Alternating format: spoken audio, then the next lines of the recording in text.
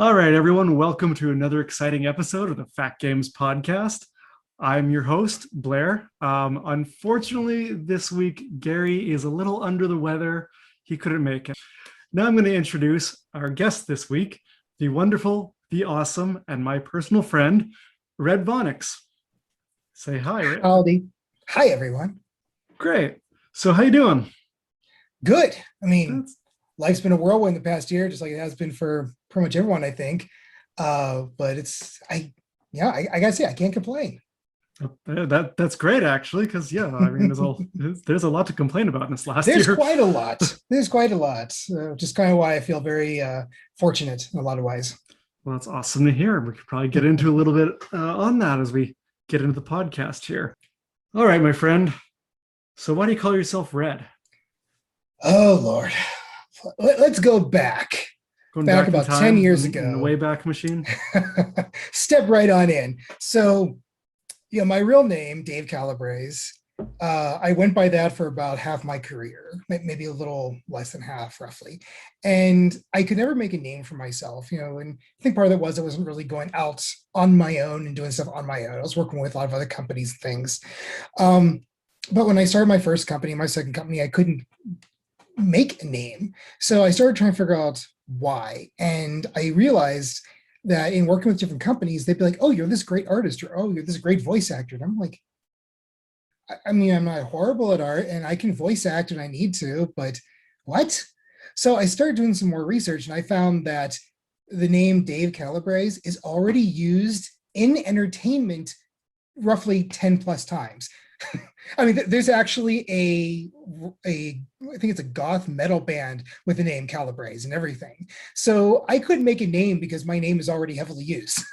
So I spent probably about, I'm not joking, 2 years researching potential names. I got an Evernote document with 200 plus possible brand names on it.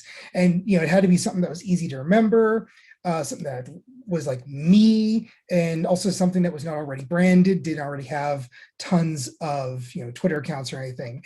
And after all that, I finally came up with Red Vonix. Oh, it's actually Vonix was suggested by my dad because my dad also works in games and does stuff here. Oh, really? So yeah, so I kind of slapped Red to that and did some research. I'm like, oh my God, this is available and it's memorable. So I checked with a bunch of people, kind of testing off them. They all liked it.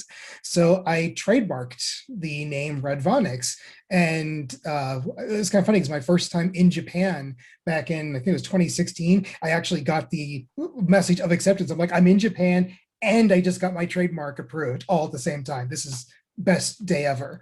And since then, I go as Red. And I don't really hide my name in the industry. I mean, I just said it like 5 times during this podcast alone, but nobody calls me. It's kind of funny because the people that I've known the longest still call me Dave, but the people that I've known more recently all call me Red, even if they know me as Dave. Like when I was in China and I basically lived with like 5 people for a month and a half, they still called me Red. So, because when I first met you, I thought like you introduced yourself as Red Vonix, and I think it was probably like maybe that same weekend because we were GamerX was at 4. Yeah. I think at some point that weekend I asked you what your real name was because I actually kind of felt weird calling you an alias. But hey, if it's helped, that is awesome. That's a really interesting story. I don't think you actually told me that before. Yeah, and it actually has helped because I found that the naming, since I've made that trademark, it actually has worked because I'll go place and people are like, oh yeah, I've heard of you, I know you, and they actually haven't heard bad things either, which is always that's great. Nice, always a benefit. But yeah, so it's worked. The brand has worked. It's gotten out there, and I mean, I don't have like tons of Twitter followers. I'm only at like 2176 or something like that. But even with that, my name still seems to be getting known in the industry. So yeah, that's awesome. So on that note, what brought you into this crazy industry? Because as we know, indie games is well, I've been talking with some friends, some people at Gumbo, and listeners of the podcast know what Gumbo is. We talked about it before, and we've as much as we love doing this, it sometimes feels like indie games is very much a labor of love. So what pulled you into this universe? So going back again in the Wayback Machine, a little bit further this time. When I was a kid, which I'm an old man. By the way, can I swear here? Oh, feel free. Nice. Fuck yeah, because I'm an old fucking man. And because I grew up in the 80s and 90s. And my dad used to make video games back in the 70s and 80s, and he kind of got off it, but he's actually getting back into it. He actually owns part of my company, and does some stuff, does some work here with me. But anyway, I kind of got interested in video games from seeing him make them as I was growing up, and even as a kid, I always wanted to work in entertainment. I actually originally wanted to be a stage magician. Musician. That's a new thing. Stage magician. Like David Copperfield was my absolute idol at the time. I can picture that. You being in like a magician's getup, wearing a top hat or something, like taking it off, having a bird fly out or something. Absolutely. Though, no, my persona, I take off the hat, nothing would happen. I unzip my zipper, birds everywhere. So anyway, we'll follow up on that. Please do. Okay, so, and then I wanted to do film acting. It's actually something I'd still love to do sometime, is some film acting or something. But I was more introverted as a kid, I think, and I was not exactly liked in school, and I didn't have the cojones to fight back then. Now I'll stab a fucker if they want to mess with me, but back then, no. I literally let people spit on me like for hours at a time, literally during school and stuff. Do it to me now, I'm going to collect your eyeballs and take them home with me. I can relate to being bullied in school. Not pleasant. I've actually talked about it on the podcast before. Yeah, that's a whole other difficult topic. I get into another time. But all of this put together, I didn't really have the desire to go and try out for a lot of things, even though I took some acting classes and stuff. So instead, I started, playing the Atari and the NES, and I was like, this is amazing. How the fuck do these exist? Do people just like reach up and pluck a game off a tree, or is there more to it? And so my dad made them. I kind of already had an idea of what goes into making these, and which also means I respected the prices. Like, back in the day, Final Fantasy 2 was a Final Fantasy 3 American was like $65-$75 when it came out. And unpopular opinion, I think that's what they should still cost, because that's what it takes to make these damn games, require prices like that. But no, now we have like 99-cent games for something that still costs even more than that. But other topic for another time. So I would love to get into that. I will see if we have time, because I think we agree. Cool. So just kind of from that and getting into it, and even in my teens, like I think I was 15 or 16 when I started trying to actually make games, but it wasn't until like the early 2000s I really wrapped my head around programming and kind of picked up pretty quick. And I was working for T-Mobile at the time, and I got a unpaid internship working online for a company called 216 Productions here in Colorado. And I was still living with my family back in Pittsburgh at the time. And after maybe a year, 2 years of this or so, the 216 Productions like, hey, the house across the street from us is open. What if we all rent it and you and the other guy move out here? We start paying you a salary. And I'm like, just tell me when. Tell me when my move-in date is when we're doing this. So I did. And I moved to Colorado for that. And I just kind of stayed here and, worked there for a bit until they had to do layoffs. And I went and started my first company called Gaslight Studios. And I ran that straight into the ground so hard, there's still a crater. And I started Cerulean Games, which is, of course, still around. That's my contract house. And then I started Drunk Robot Games in 2015, 2016, actually as a DBA of Cerulean Games for all kinds of fun legal reasons. But that's a pro tip for anybody who wants to have different companies for different purposes, because Cerulean Games is my contract house and Drunk Robot is for doing my original titles. And yeah, just kind of got into it from doing that. And I think the first games, because it was a 21.6, and I worked on something they made called Orbs, and Tube Twist, which I became like the lead on for a while, which is pretty cool. And they gave me a bunch of awards, and worked on some other stuff with them, including some stuff that I'm not sure if the NDAs have actually expired yet, but there's some branded stuff we worked on that got canceled because that's how big projects do. And yeah, and I could ramble about that for a bit, but that's kind of the too long did read version of me getting started.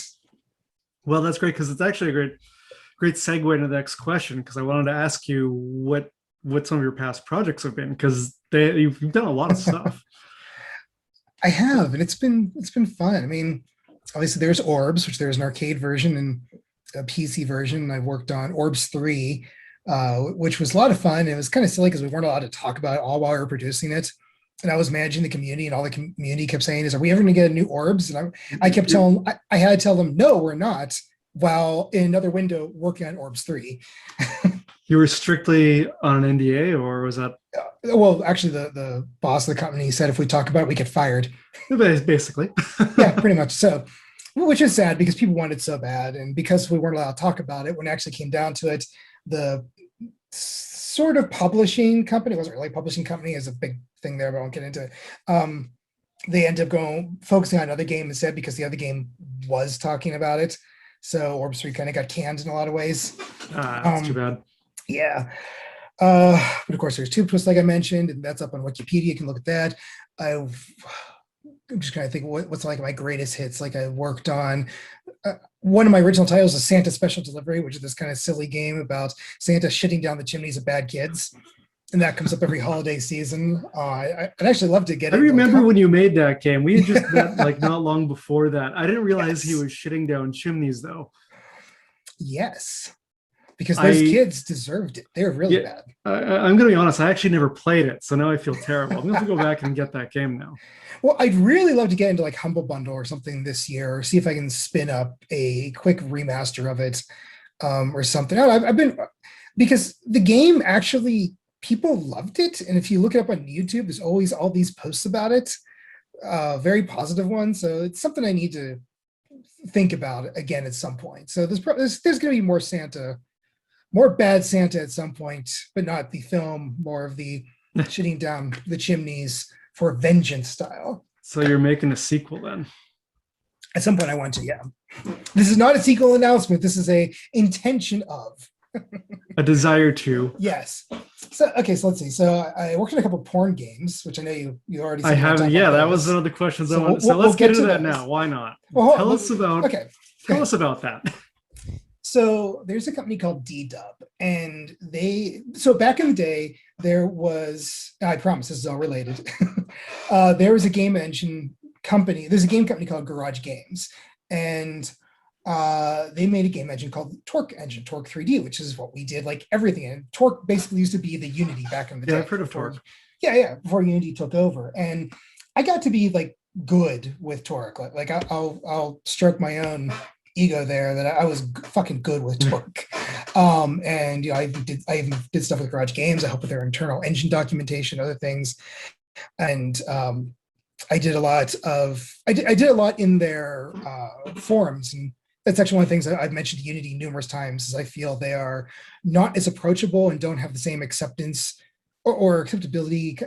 That's not the right word, but the community is not strong with Unity, while with Garage Games, they had a very, very good community. And I was strongly part of that, and I'd always post and help out other engineers with questions and things like that. I work on tools and share them with people. So there's all that. And now D-Dub made this game Bone Town, which was, if you were to sort of take Grand Theft Auto, give it more of a tune style, and make it about fucking, you'd in many ways get Bone Town. And I could see how that game could lend itself. Yeah, yes. Yeah.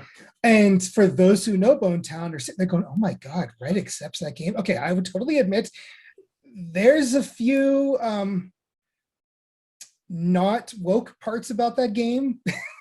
And you know, we all evolve and we change. And I was not a designer on that game by any means. I came in long after the game was done. We'll get to that in a second. So you don't have to worry about it, because when we first started the podcast, we talked about the original version of Kids of Karendow, and believe me, there was stuff in that game that certainly not woke now, but when we made that game, also was not acceptable by societal standards.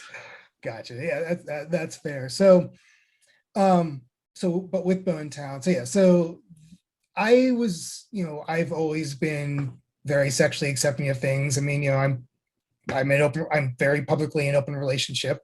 I do label as a swinger slash non-monogamous slash poly, whatever. On another podcast, I would love to talk more about that, but not one that's related to video games, I don't think. No, and I wasn't, and I'm not going to bring it up more than that. But the reason I bring that up is just to say that, I've always been very accepting and open to these kinds of things. So I'm like, well, here's this Bone Town game, and it was done in Torque 3D. I'm like, oh, well, that's cool. And from being very accepting of this kind of stuff, I'm like, I would love to get the chance to work on that. Oh, but the game is done though. So, well, I'll just have to watch things like that in the future for opportunities. And then at some point I suddenly see up on the Torque forums that they're looking for a Torque engineer to help them with some stuff. So I see this at like 3 a.m. one night when I'm just up late doing various work things in some project. And I reach out to them, and almost immediately they recognize me for all of my posts and all of the stuff I've done on the forums, and respond to me and say, fuck yes, we want to work with you. You're in. Now let us tell you what we need you to do. And they hired me basically on the spot for, money to do a controller integration to the game. Because at the time it was only like keyboard and mouse. So you got to work on a porn on Town. And they even flew me out there, so I got to meet with the developers and everything, and hang out with them, and a little 420 with them and everything. So what are the people like that are into making porn games? Very honest, very professional, very laid back. Not what they show on, and I'm going to say, I'm sure this isn't everyone, obviously, but what they show on like TV and stuff, that's not it at all. Because they always show like these slimy, greasy people who like never shower and just pay for sex left and right. It's like, yeah, it's like I was going to say, so no one there was like, so you want to be a star, do you? I mean, if it says anything, I was the only one even in an open relationship out of all of them, and most of them were married. So there's that. I mean, they work with porn stars. They worked with Ron Jeremy. The one individual was talking about, actually flying out to set to talk with porn stars and doing business with them directly of all genders. But yeah, they are very professional and very cool people. I didn't have any issues with them. So is there still a lot going on in the porn game space? Yes, so much more than there was before. And I'm actually in some discords for all of that. Because I've never, like, the last time I played anything remotely pornographic in a video game was back in, like, I want to say the early 2000s, maybe late 90s, when emulators were started becoming a thing, and people did ROM hacks of Atari games and turned them into sex games. That was, like, I think the only time I've ever played anything pornographic, and it's the Atari. There was 2 colors. They were boxes. So porn games have definitely changed a lot. And in some ways, I almost want to say Bone Town might have been partially responsible for some of that, because back in the day, a lot of the porn games were that, exactly what you're saying, but they're also, how do you say, boring as shit, because the whole mini game mechanic of just fucking, and I mean in any way, with any body part, with any gender or combination of genders, it's boring. It's fun in person, but when you put it into a video game, no matter what you do, it's so boring. Yeah, I can see that. It was kind of funny because the Bone Town devs, even they admitted, they're like, yeah, nobody's going to play the sex portions of this game and jerk off to it. It's not that exciting. But so what I'm trying to get at is that the ones today are really fucking good. Like, there's one there's a number of Metroidvania ones, and so there's a lot of common mechanics there where you basically have to find certain, you almost have to solve like sex battle puzzles to collect characters that you can then use in battles and stuff, almost like a Pokemon thing. Is it really about the porn then, or is it just the characters that are like naked maybe? Not so much about the porn. It's kind of, this is actually something that I had tuned in on like 10 years ago, back when we were working on Bone Town stuff, that what the games that are really going to work as porn games are games that are not sex games, but games that happen to include sex. as part of them, or happen to include sex as part of the mechanics, but aren't sex games themselves. It's not they're not focused on that as the core mechanic. Right, They actually are real games. Yeah, and from what I've seen over the years, that's exactly what has taken off. Now, sadly, financially, it's not there as much, and a lot of that was my next question. Yeah, and a lot of that's because there's a lot of political issues where people seem to think that, sex is bad. Okay, so it's hard to get funding for a lot of these. I know a lot of banks won't even work with you if you do anything in porn. So you have to, even if you're an entirely legit business, if you do anything with porn, you almost have to do sneaky things just to be as illegal as possible and not just like store piles of money in houses, which is exactly what happened with the marijuana industry. Because I'm in Colorado, so where the highest city in the nation for multiple reasons. And when weed became legal here, the dispensaries were making so much money. Because for those who don't know, Colorado, I believe, was the first in the United States of America, right? Yeah, to get the ability to legally sell marijuana recreationally. And part of that was that it was taxed, and those taxes then went into the educational system, which has done all of these great boosts to it. But I don't know the details of what's been boosted, so I'm not going to get into that because I just be pulling shit on my ass. But we can research it and find out. But that was the point of it. So, and people are like, yeah, marijuana, why not? And so they were making a ridiculous amount of money, and they actually were renting houses and buying houses, and all they did is they stored their physical money in the house because no bank would store their money because it was federally illegal. And some of the porn companies I've known in the past have done very similar things, not because they were doing anything illegit, but because the banks wouldn't let them store the money, which of course then has its own problems because you get people who find out where these houses are, break into them and start trying to steal the money. Yeah. And then you get into all kinds of other issues. So it's honestly, it pisses me off because this shit should not be illegal. And I have theories on why it's illegal, and then we just get into dirty topics. So you're basically, if you're going into porn, whether it being video games or otherwise, you're also going into real estate. Kind of, yes. There's good sneaky ways around it. Like you could always do, and again, I use the word sneaky because you could do like holding companies. Yep. The holding company is one doing the porn, and your main company isn't. But then it's what does the bank? You have to. Yeah, the bank. If the bank finds out about that, they're not going to be too happy. It can be sneaky, so it's frustrating, and it's all set up to screw people in the bad way.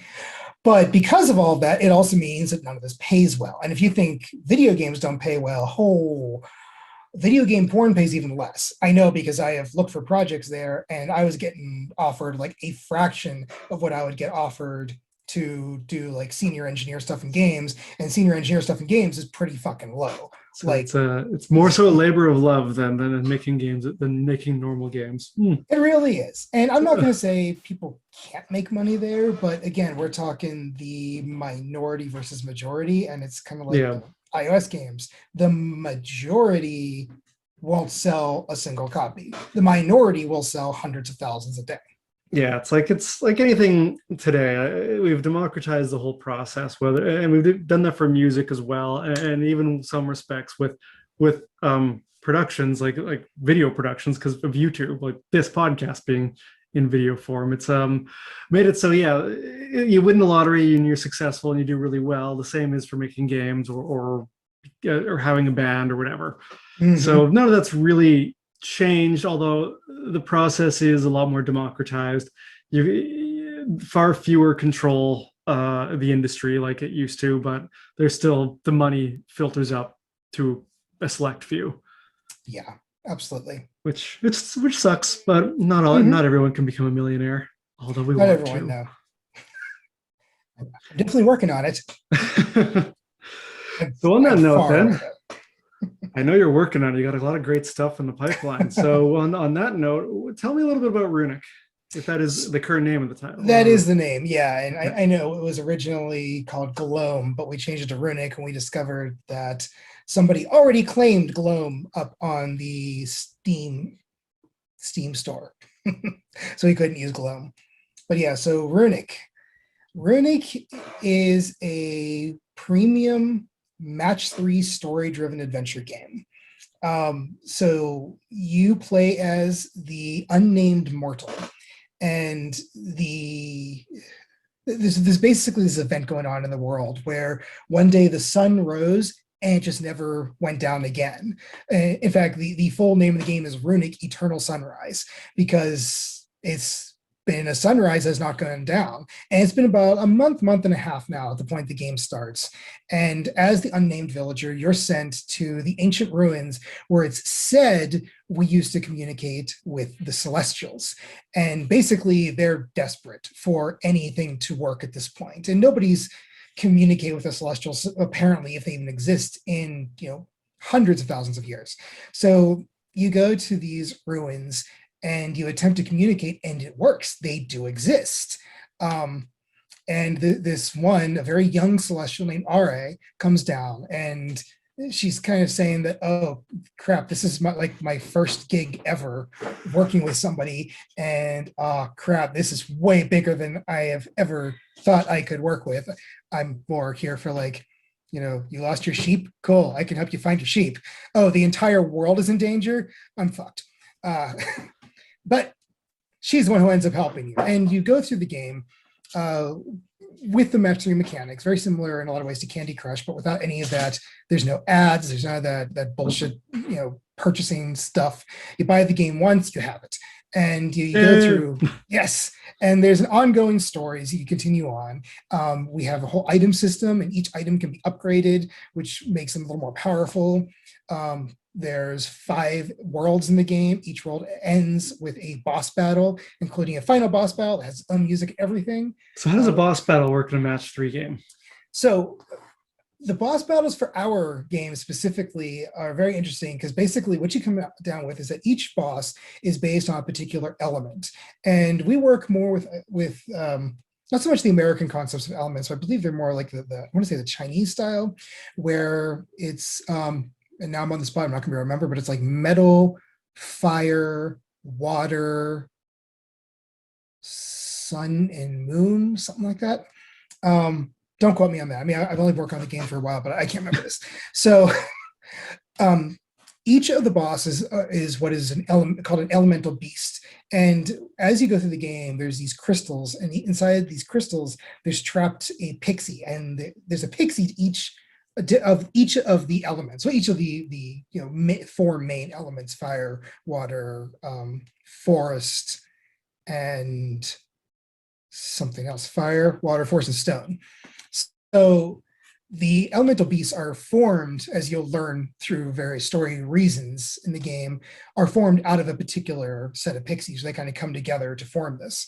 And to fight them, you have to use the opposite element against them by matching it on the board. But in turn, if you match their element, you'll actually heal them. So in the case of the metal beast, you have to match forest pieces against them, which will do damage to them. But if you match metal, it will heal them.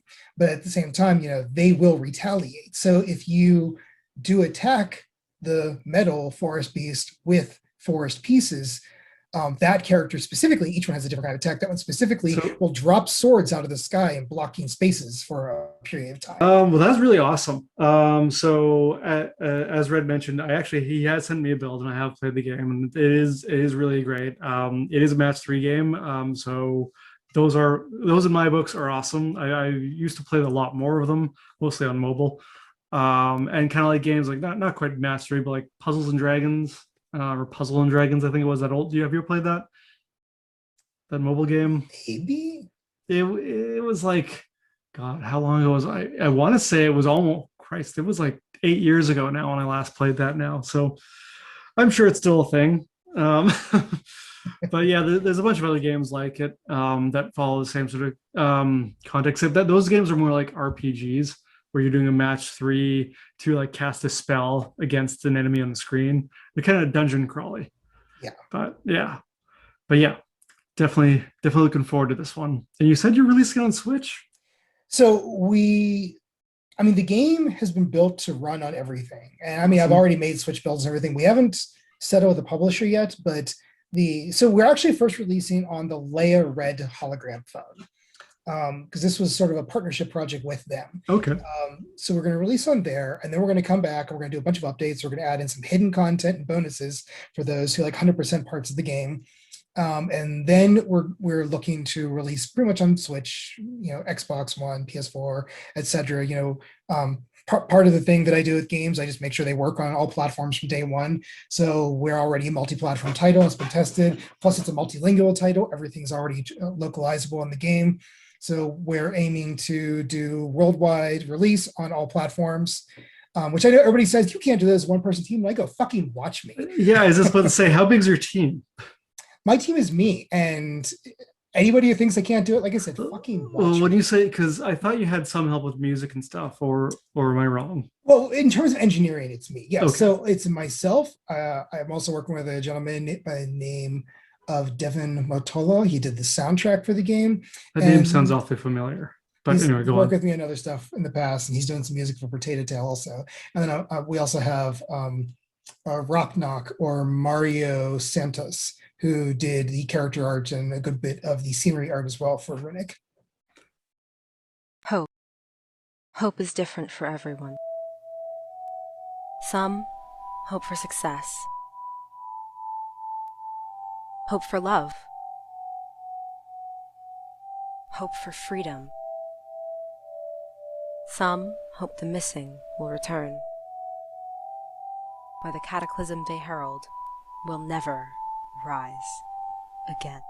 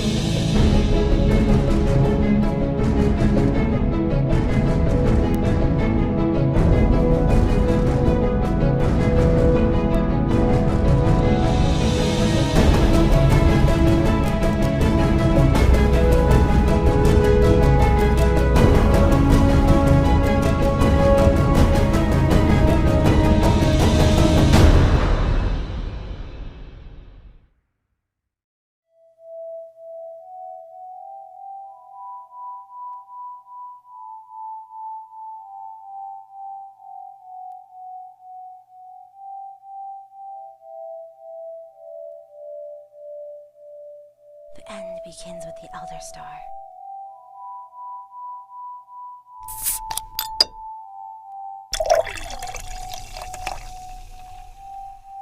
Yeah.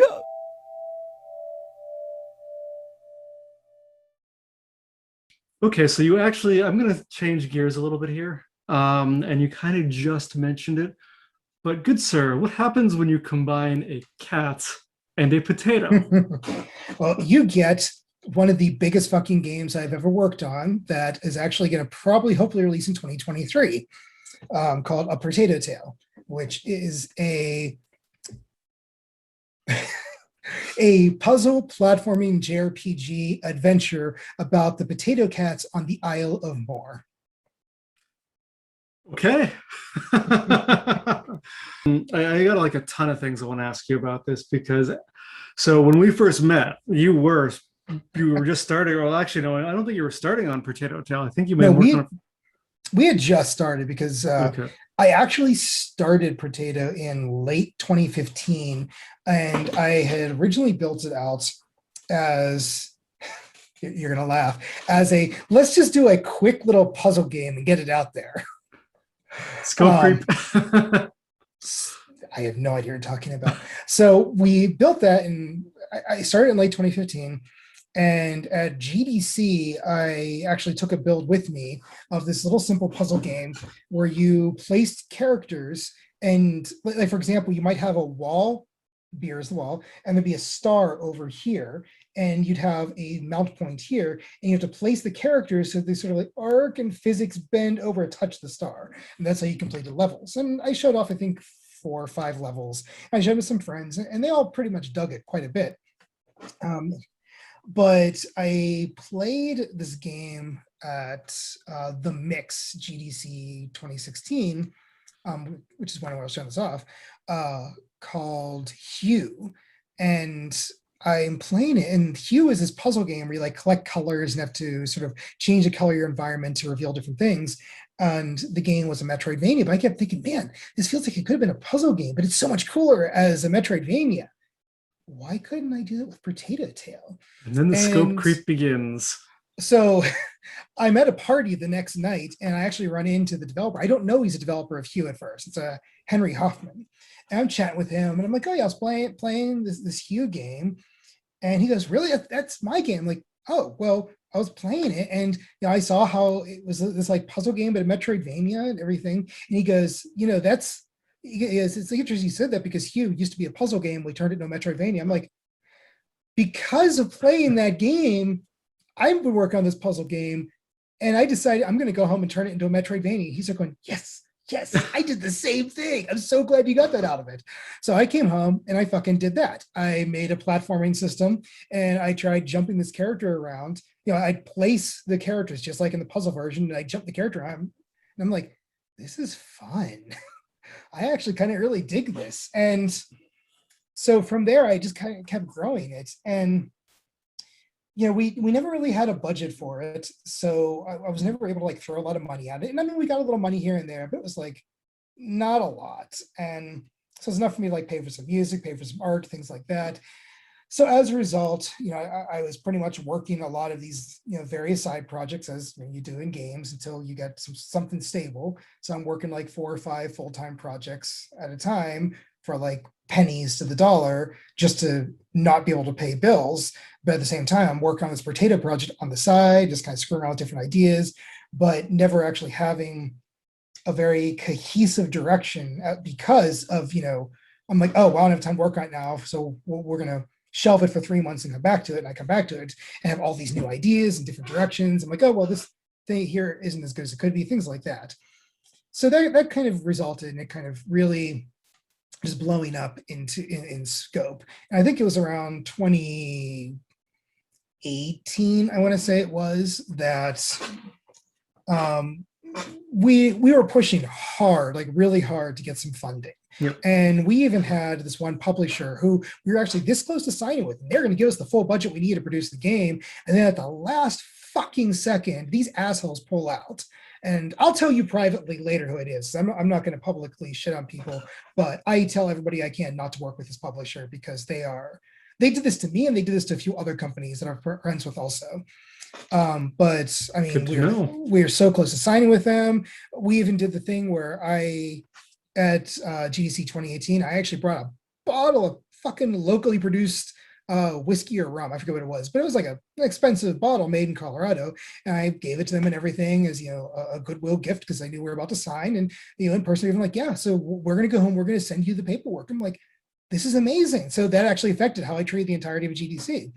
Went home, and they're like, we're concerned about what you're showing, that it doesn't seem like a finished game and all these things. I'm like, it's a demo, early demo. So they basically backed out of the project and fucked me over pretty bad, because because that was pretty much closed. We had set everything up around that. After that, I was so dejected by the whole thing that I was like, let's pause this and rebuild as much as we can to something much cleaner, and come back to it later, pretty much. The lesson you learned from that is give them the booze after the deal is signed. Exactly. That, and trust nobody until the ink is until the ink is on the until the contract signed. Yeah, but the fact they did that to me, and they did that to a bunch of other companies I know who were in very similar positions. They had like rockin' demos and everything. Because I'm sure you've seen Purrtato was in the press. We were getting all this positive feedback and everything. I mean, even today, we actually have a Discord today with like 156 users, and it's the busiest, noisiest Discord I am in. Your Discord certainly is far livelier than the Kids of Karendow Discord. And I just feel so fortunate. We've got such a community there, and there are people that are willing to wait for Purrtato Tail also. Yeah, so I like on that note, because you're taking a step back now and Well, this is then, polishing not now, things. then. But then, and well, Yeah. still now, right? I mean, you're still doing a lot of work on it now, Now, but we're in a different position now. right? But I remember some of the feedback that you told me on Discord, that you received is like about the jumping mechanic and how, I don't know, what was the exact feedback you got? Like didn't feel like comfortable, natural, something to that effect. Some people said it was floaty. Some people said it was heavy. It was literally opposite things. And this is what I've learned about jump mechanics. You see this even in big AAA popular games. Everybody hates the jumping. I really liked it because I felt like when I was jumping in that game, I was a potato cat jumping, and that's how I felt a potato cat would jump. It just made complete sense to me. Just with the context of everything else in the game, it was like the perfect jump. But hey, what do I know? Well, I think we went back to a lot of the way that felt, because we did redo a bunch of the platforming mechanics, everything, the platforming code. And I think we went back to that because we had a little money in the game. I mean, little money and some influencing, some design because of that. But we've actually separated ourselves from the individual with that for reasons I won't get into here or really anywhere public. But so we kind of changed a lot of our design direction as a result. But I guess let me go back to where I was a moment ago and kind of bring up to where we are now, because I think it will help to explain things. So what I personally decided is I was also literally going like proper insane because I couldn't find the money to survive or anything. So I'm trying to. I remember that. Because signing that deal basically gave me survival money, gave me the money to finish Purrtato Tail properly, and got us out of a really bad place. So when that ended, that was it. I had some other projects I was working on, but they're all like very low paying, as games are. And I pretty much had to go to my clients at the time because I did the math and I realized that to get the money needed for me to just pay my basic bills with the money I was being offered by clients as well as potential clients, I would need to take on, I think it was 8 full-time projects. And I calculated the time and I would get 3 hours of sleep a night and I would not get a day off ever. And I would also only get, I think, an hour off a day for food. And this would allow me to finish the projects and still not make enough money to pay my bills. And that sounds wonderful. These aren't even rich person bills or anything. These are just bills. I mean, yeah, I've got debt and things from not making enough money to survive. And, I have tax problems from not making enough money to pay my taxes. And I have medical bills because, we've had ER visits and things. And my wife spent 2 weeks in the ER at different points. So yeah, we were so broke that we started looking, we're like, can we afford, do we need to get food stamps? Are we even going to be able to pay rent this month, next month? Could we pay it last month? I mean, I don't know how many times we actually went to my apartment and pleaded with them to let us pay late. And they said, sure, but they're going to have to charge us. So we always had to pay additional $45 on top of our rent and things. It was bad. So sorry, that must have been so stressful. I'm so sorry. It was so bad. And I think I was so disillusioned with games at that point. I'm like, this is not survivable. I had applied for almost 150 jobs and I was getting a mix of 0 responses, or those who didn't respond said I didn't have the experience they needed. And the handful of interviews I did get didn't go anywhere. And I learned at the time, don't trust headhunters, because it seems like, because they would always be like, oh yeah, we're going to get you in. We want you for this job. And I would never hear from them again. So I'm like, are headhunters like scams and collecting resumes? How does that even make sense? So I ended up pretty much going to the majority of my clients and telling them, I'm sorry, I have to cancel this project.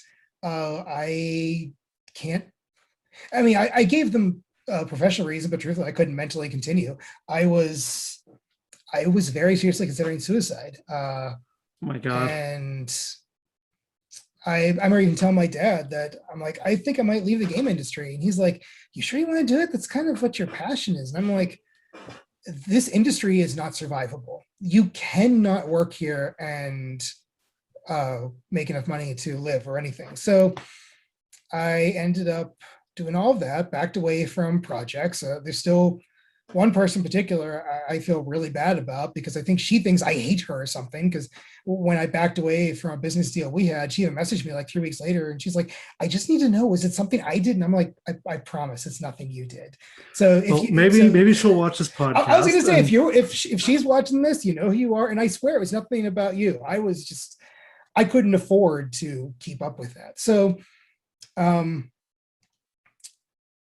what did we do? We basically just got ourselves into massive debt, and I looked everywhere for work. I did have a little money coming in from one project, and that was one that actually ended up sending me to China and everything.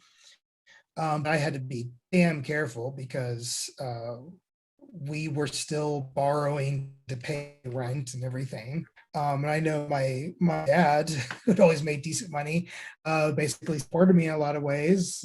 We borrowed money from them. We borrowed money from my wife's parents, left and right. And since the time I'm putting in resumes everywhere, I'm getting nowhere. So we're talking I think this is a good 6 or 7 months had passed, me looking for work and getting nothing. And the only offers I was getting was from small companies who were offering me, I think the average was $15 to $20 an hour. The highest I was being offered $35 an hour. And I did calculations, and even if I worked $35 an hour, like 3 of those jobs, I still wouldn't be able to afford my rent and all the bills and debt I had at the time. So wow. All this goes into, I finally did get a job, but they still underpaid pretty significantly, and they were a very toxic company, unfortunately. So worked them up until 2018. Then we mutually quit. It was a mutual separation because I'm like, you guys are toxic, and they're like, we're not finishing anything. I'm like, cause y'all are toxic fucks. So that ended, and I spent like another 7 months looking for work, and I finally. Oh no, that time was 5 months. And I did find something, but it was outside of games. Actually, the first was outside of games too. So all that kept going on. And the other one I found, they weren't a bad company by any means. The one I got in 2020. That's when I actually found good. So it took me almost a year and a half of searching to actually find something decent that paid proper. Wow. So that's why never lose your job in games. And this, again, none of this even in games. So I get it. And for the first time when you can actually make money to survive, enough money to put away, it's still a contract job though, which is why I was convinced there are no salary positions available at all anymore for engineers, because I couldn't find one. But with that, I was able to start kind of turning things around. I was finally not impossibly depressed. People like, I got all this blurred for a reason. People have seen how much my place is trashed. And much of that is because of massive depression for on top of lots of death. Because let's be honest, 2020 was a little difficult for people. Anyway, so on top of that, 3 of my died in the past year and a half. I'm a little close to my cats, including one that was like basically my familiar. They're so fucking close. Was that Pixel? No, Pixel is thankfully still around. Okay, thank God. Snagglepuss, who's actually some of his ashes and little hearts that I keep with me at my desk. So we had that. We had family members die. We had all this terrible shit happen. I was fine. Sorry, go ahead. I was along with you on that ride for a while. I kept talking to you on Discord during that. But you and I haven't spoken in person in years. No, and I look forward to us fixing that. Yeah, me too. But I don't think I really truly realized your emotional state. And I think I did, but because it's just hearing it now, it's just like, oh man, it just makes me feel like real bad for you. and I'll be honest, there's actually other stuff that happened too that just pounded into all this. And those are things I don't think I'm gonna get into in public, but there is even more and more and more. So, but from a lot of that, I actually left like all the communities I was in, onto other things. But so I was finally making, and I swear this is all related to Purrtato Tail. We'll get back to Purrtato in a minute. So so I was finally making enough money to survive and enough money to like put some away, have fun with, and pay my bills, and I'm getting out of that. And I'm like, for once, I didn't have to freak out and worry about things. The only thing I had to worry about was getting paid by a contract client, which you know how they always are. They like to delay things out as long as possible. So there were still a few were like, money now, you're 3 weeks late. But aside from that, yeah, everything was going pretty fucking well. So I was actually able to finally start looking at projects again. And Runic, we actually started in 2018, early 2018 is when we closed the deal. We are 2 years late in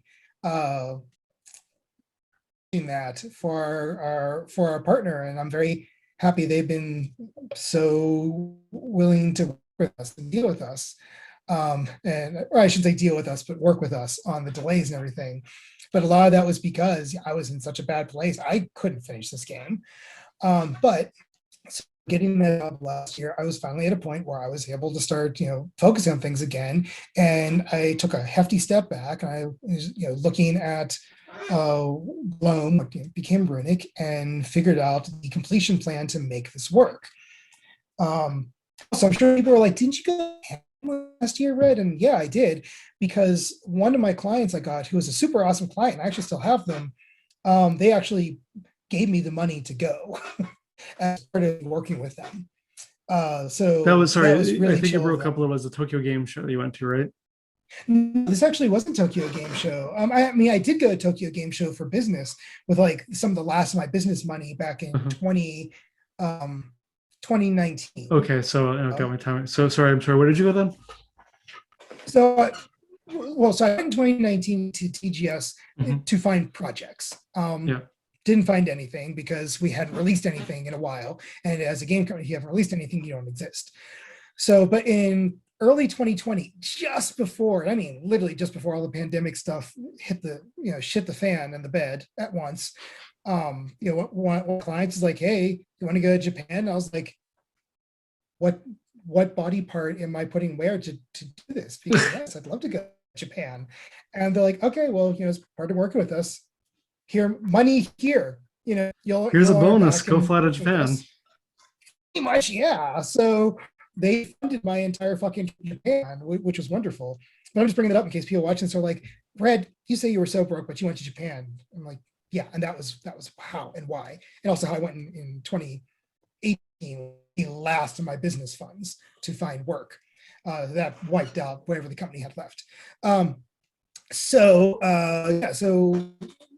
went through Gloam, restructured everything, and have been working since then on getting it cleaned up and done. And I basically remember I was even telling my wife, who handles like the CFO stuff of the company, I was like, I'm going to have to put Purrtato on pause, but I think we actually have a plan here, and we can get this done and then pick up Purrtato again. And meanwhile, kind of clean up the Purrtato design, which is exactly what we did. So Gloam, now Runic, is pretty much done, aside from some final polish and publishing hunting, and we moved back into Purrtato. We've kind of cleaned up the business project portion of that. We've been discussing potential new professional partnerships with that I'm not ready to talk about, but could in the future. And there's some huge opportunities there, and we've gone back into production kind of at time, because I've reviewed the entire design pretty heavily. We made a lot of changes, and we did one of the things that Purrtato never had before, is we finalized the fucking design. So it's no longer all these random ideas floating around. This is what we're making. This is the scope of the game. We anticipate players are going to take through it. This is how long we think it's going to take them to get to this point, and so forth. And I know exactly what we're building now. And we've been starting work on that. And as people, even in the Purrtato Tail Discord, have seen, we've been reporting to the members there our ongoing progress. That's really awesome. However, I still want to make a bet with you. Oh no. So I want to bet, just maybe for fun bet. You're saying 2023 for Purrtato. How confident are you in that?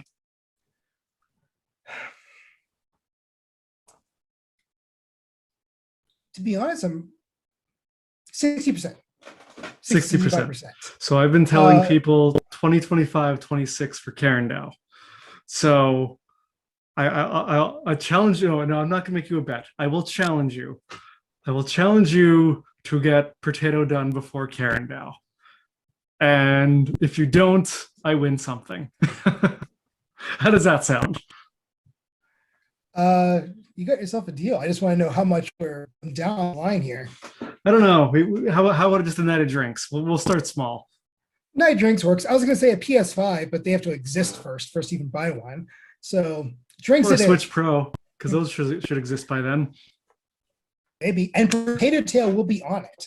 So I look forward to you buying. I'm hoping Karendow will be on it as well. So that's the plan, at least. You know me, so we can one way or another if you need.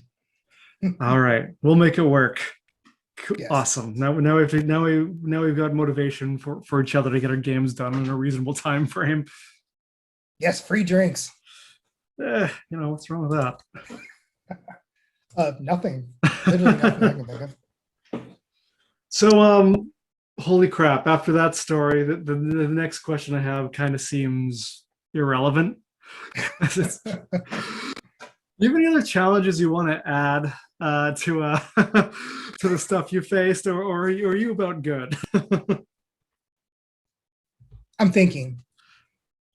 I'm also watching the idle images on the TV above me. Okay, well, let me phrase the question.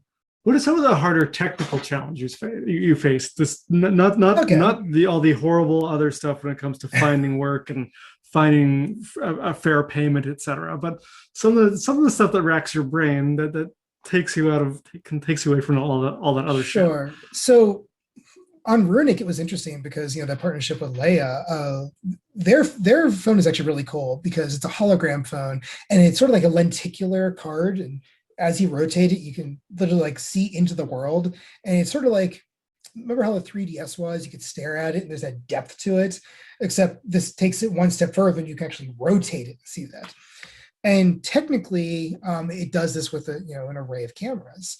And that led a pretty big technical challenge in Unity because when you start stacking cameras in Unity, it slows down significantly. So there's actually quite a lot of visual detailing we wanted to put in the game, and we found there was just no way to add it in without dropping our frame rate. This is why I love talking to you, because I just learned something new. I was wondering why the frame rate dropped in Karendow so much, and it's because I added a bunch of extra cameras in for some visual effects. Well, there you go. That's why. And I mean, like in Purrtato Tail, we actually do use a bunch of cameras, but we very, very carefully manage what we're rendering. So like this camera only sees these few things, like might only see place characters, and we use that as data to put into different shaders. Because things that people have not seen at all yet in Purrtato, because it's going to be in the new builds, are all these new screen shader effects to do things. Like when you're placing characters, anywhere you can't place a character actually shows like this, one kind of overlay. Anywhere you can place a character is grayscale. Dark or faded or some. Okay, right, cool. And the characters are in full color. So this all had to be, we had to render all these separately, but we control that very, very strongly. And by doing that, it actually doesn't really hit the frame rate that bad because the cameras aren't rendering everything. Well, when you have the lenticular display and you have this array of cameras, each camera is rendering everything to get that 3D depth. So in so when you're working in Unity, though, does the frame rate still get hit? Like, because I imagine things are fine when you actually do a proper build, but when you're working in Unity, are you seeing? Because that's where it's fine when I do the builds, but when I'm actually working in Unity, that's usually when I see the frame rate hit.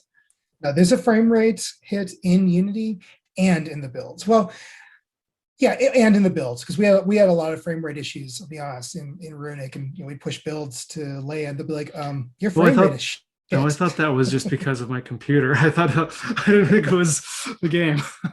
I wasn't going to blaming you. It's very likely that bunch of cameras you have, and just you can do it as long as you're just very carefully managing the layers and what each camera can see. Yeah, I probably just need to also disable the cameras too when I don't need them, because I don't need them all the time. That's a good And tech. This is why I like asking these questions, because I feel like I learned something. And that's something we do in Purrtato, is the cameras aren't all on at all times. I actually wrote a camera management system, and I can sort of tell, enable camera setup for placing characters, and the one script knows what that means and which cameras to put on, things like that. So it's very, very managed. I feel like I'm going to pick your brain for more on this later, but not during the podcast. It might be boring some of our listeners or engaging them. It's hard to say. We need the side technical podcast. Yeah, maybe I should do that one time. Okay, picking Red's brain. Actually, you know what? Okay, I'll ask this question. So you and I have had this conversation a few times over Discord. And I challenged you on this because we were talking about Purrtato Tail, and the question kind of was, well, how do you think you can get the game done so quickly? And you always sort of lean back and said, well, you basically say you have a shit ton of tools that will make the development fairly rapid. Mm-hmm. So you want to talk about that a little bit, or? Sure. So with all of this time that we spent on the game, and back when it was all very flexible and not really well designed or anything, which also went into the so many different mechanics and systems in the game, is us just be like, let's just build this into the game and have fun with it. But part of that was also the behind the scenes tools. So for being able to support all the different consoles, I wrote a multi-platform wrapper system, which means that the game never talks to the consoles. The game talks to this wrapper system, which then figures out which console you're on and takes things from there. Right. That's good. So as a result, I can add in a new console less a week. All I need is for Unity to support it and write a wrapper plugin for my existing wrapper, and boom, new console supported, nothing else to do. And I've already proven that by easily taking games to mobile, PS4, and Xbox One and Switch by just hitting compile. Oh, wow. So Sorry, go ahead. I've heard that shaders can get broken and stuff, though, when you cross. Shaders get broken on PlayStation 4, yes. So there is a little more work to do there, but on everything else, it's all standard now. Well, that's good. So that can be an issue if you're using a shitload of custom shaders, but I've helped some people with boarding where they were using a bunch of custom shaders. It honestly wasn't that big of a deal to be like, oh, well, this one thing breaks PS4, so we'll just change it to this globally and all of the shaders, and boom, everything works. So it's only really a problem if you're trying to hard code console communication stuff into your game. And if you do, you're going to have a bad time with that port. Oh, yeah. That's sort of, to do something like that is generally poor development practices. Yeah. But to continue the answer, so we have like that tool. We have a lot of in-game tools too. Like I wrote a level building tool, which I'm actually going to rebuild once we kind of get through the current demos. But I did write a level editor for the game. I wrote all of this. So tell me about that. The level editor. So sorry, I know I'm getting technical here, but just sort of using what Unity has wasn't enough. Like, no. So what else what was missing that? I wanted to be able to take a prefab. So let's say, so think of the whole world like it's all Lego blocks, right? Mm-hmm. And you have a scene in the game, and I wanted to place like a dresser, but this dresser might be made up of, it might be a prefab made up of a bunch of different objects. So, like drawers and pieces on it and everything. So I'd have that pre-built. Now, if I were to just take that and drop it into the scene, I would have to go through every single piece and adjust their, layer depth and everything to make sure it works with the other objects in the scene. Well, what I did in the editor is I created this whole palette of things. I called them stamps. So I'd have a stamp of that dresser. So I could select that, click in the scene, and I could hit just like the forwards and backwards buttons on my keyboard, and it will properly align all of those layers. Just the layer ordering. So that was that's kind of cool, because that's like I do have that problem. Like obviously when I'm doing Karendow stuff, but I guess it doesn't bother me enough to think about making a tool to solve it. I guess I don't know. Well, just think of the time saved is all. I don't know if it's a huge time save. I've never considered it as like a huge time sink. For But me, hey, it I was a mean, huge time save. okay. So there's that. We have a lot of tools to do various things. Like, we have the terrain editor, which is actually part of Unity, not one we wrote. But we have that. I have a very, very involved dialogue editing tool that I wrote that allows us to all of these dialogue options. Tell me about that, because I want to see how it compares against mine. Because I'm pretty proud of what I have too.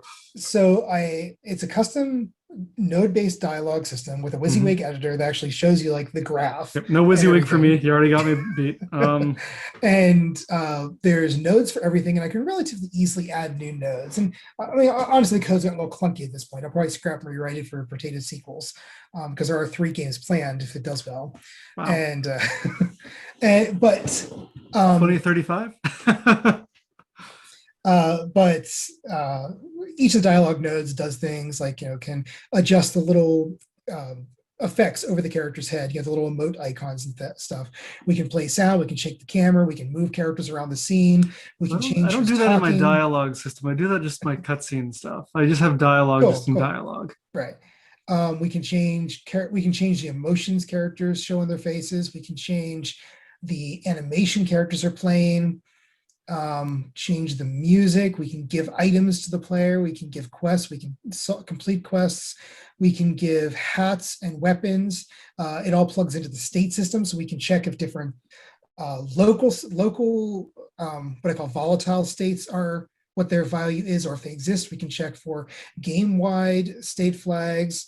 We can check if you have a quest, if you have a certain weapon, which I think I already said. So we can check all this and like A/B things. We can also have like selectable nodes. So a node you get to, then you like choose like 1 or 2 or 1 or 3 options, which then branches off to other things. We know how many times you've spoken to a character and many more things. So in your WYSIWYG system, because is when it comes to like writing, what's the benefit of that versus say just writing together, like throwing it together in a C# script for like the sequence of events you want to have occur in a certain cutscene? Sure, I can easily explain that because I've done exactly that in previous projects. And the managing that's what of I'm doing that, for Karendow right now. The managing of that, the tweaking of things, and bug fixing took up more time than I would even want to admit to. Like, we want to tweak one little tiny thing and we change that, but oh wait, I fucked up something in the code, or I went too far. So I haven't had that problem yet. Hopefully I don't. You hopefully won't, but you very well might. So like that's how we did it in the Steve Aoki game that we released a while ago. All of the cinematics were like that, and they were pretty simple in comparison. So based on how much time we spent doing that, I'm like, we can't do that again. If we're going to do all this dialogue stuff, we got to have a proper editor that does all this for us. So now as a result, I can add dialogue in seconds, and that dialogue can do quite a lot of stuff, way more than just, hi. We can have these characters fucking bouncing around. We can be like, we want you to walk over here and then continue the dialogue and all this stuff, all the simple editor. And because it's all, handled in code and it's error checked in code, all these things, we know it's going to work every single time. And if I drop this node here, I don't have to, go and wait for everything to recompile and all that. I drop it in, hit play, and we're going right now, and we know it's going to work. Okay, yeah, I see the time savings there. Okay, you've sold me. I'm not changing Karendow now. That's too much work. No, don't change what you already have. Keep in mind for the future. In fact, Unity actually added in a graph node system, an open. Which version did they add that in? 2018, 2019, I think it was. It was long after we built the dialogue editor for Purrtato, because for Purrtato, we had to write a custom fucking node graph system. But Unity's is actually, and I don't always say this about Unity, it's actually pretty slick. And I used it when I was helping Rocket Cat Games with Dad by the Sword, because I did sort of some character editing stuff with it. And I'm building this out. I'm like, man, I wish we had this when we did Purrtato. I never would have written a custom node graph engine.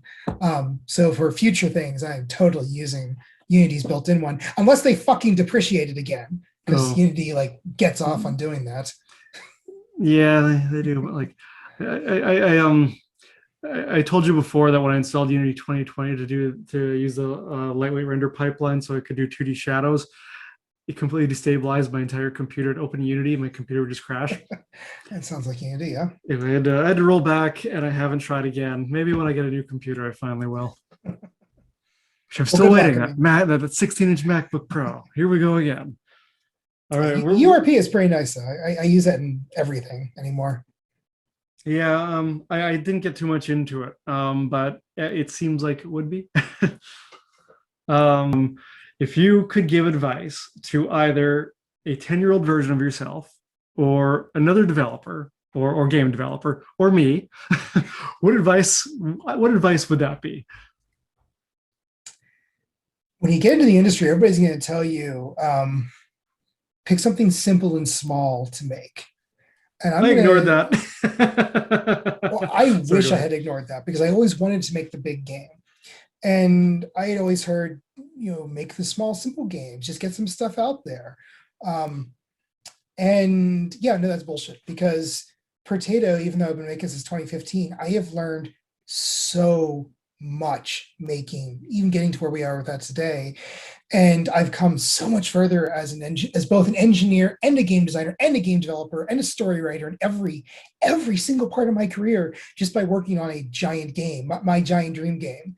And if I had done that back in 2002 when I first got started, I think I'll be way further along today. But I took this shitty advice that everybody else says is the best advice you can do in games.